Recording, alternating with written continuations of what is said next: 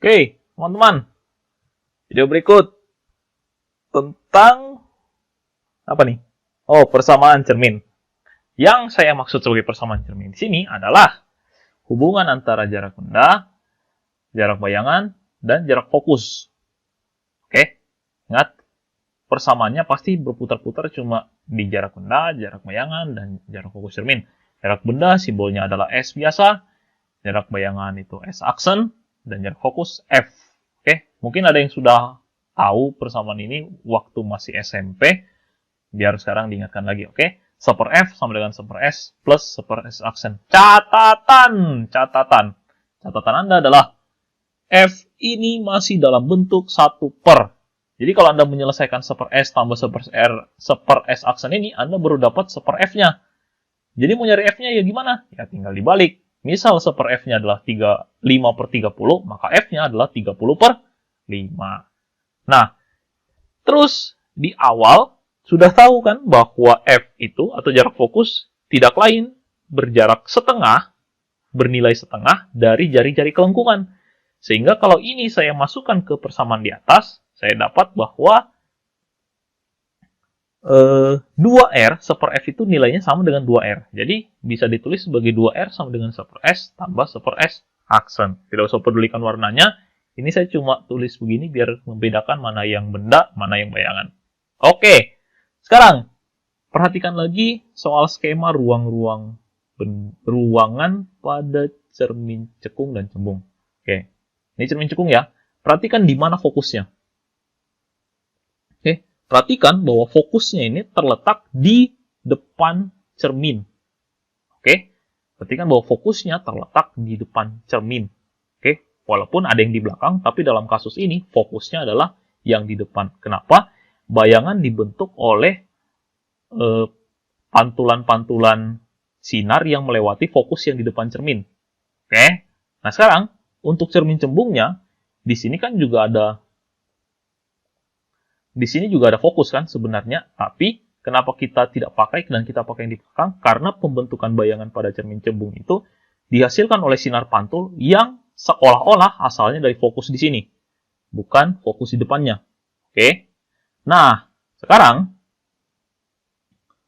fokus cermin cembung di belakang cermin, fokus cermin cekung di depannya. Kalau gitu berarti harusnya ada perjanjian tanda dong, kan beda tempat. Masa disamain? Nah, perjanjian tandanya gimana? Silahkan dibaca di sini. Oke? Nih, udah jelas nih semuanya nih. F adalah jarak fokus, tanda positif, dan segala macam. Ini bisa di-pause dulu. Tak. Silahkan dicatat. Mau diwarna-warnain, terserah. Asal jangan gak dicatat aja. Oke? Kenapa perlu dicatat? Biar nanti kalau misalnya mau dilihat lagi, tidak bingung gitu. Oh, link video kemarin mana. Tinggal lihat catatannya. Oke, nah gimana cara pakainya? Saya perlihatkan sebentar lagi. Oke, ini adalah contoh soalnya. Sebuah benda terletak 15 cm di depan cermin cekung yang jarak fokusnya adalah 10 cm. Tentukan letak bayangan benda tersebut. Oke, beberapa keyword yang perlu ditandai adalah pertama tentu saja 15 cm. 15 cm. Tapi selain itu, juga ini. Pertama, di depan. Terus cermin cekung. Nah, kenapa menandai cermin cekung? Biar kita tahu jarak fokusnya ini, yang 10 cm ini mau dikasih tanda plus atau min. Oke? Nah, persamaan mana yang dipakai? Kayak tadi aja. 1 per F sama dengan 1 per S ditambah 1 per S aksen. Karena yang dicari adalah letak bayangan, berarti kita perlu menyusun lagi persamaan, sehingga bentuk persamaannya sekarang adalah 1 per S aksen sama dengan 1 per F dikurangi 1 per S.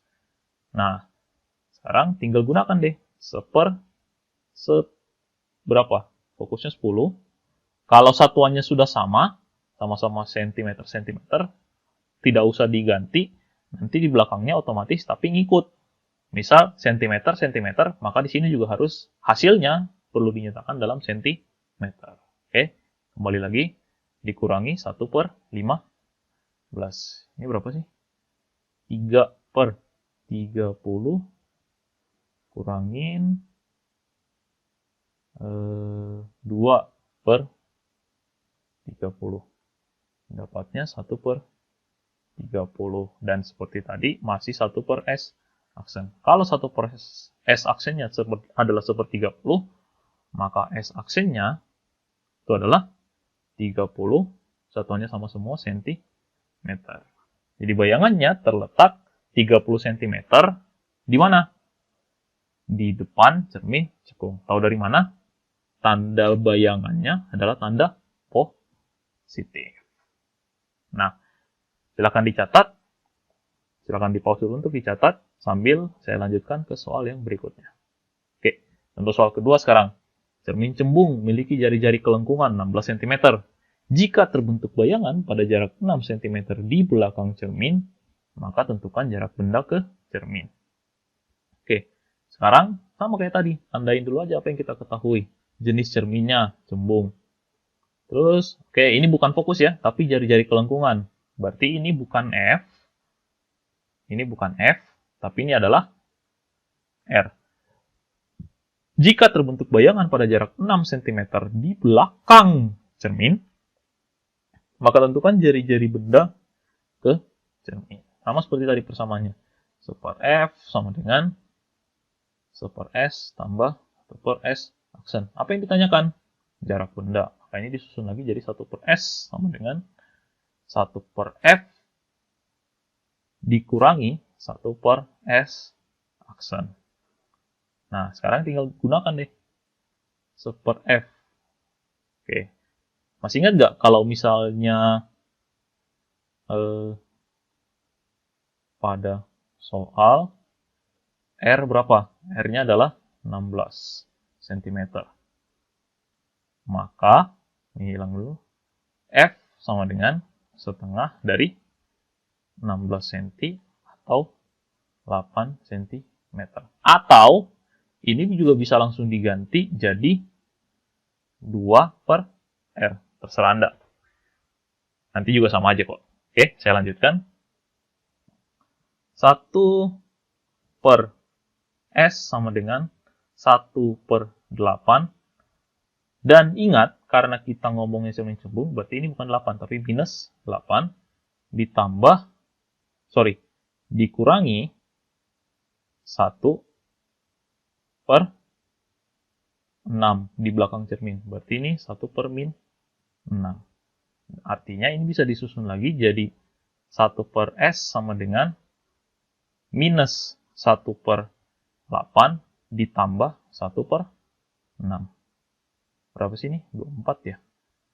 24 berarti kali 3/24.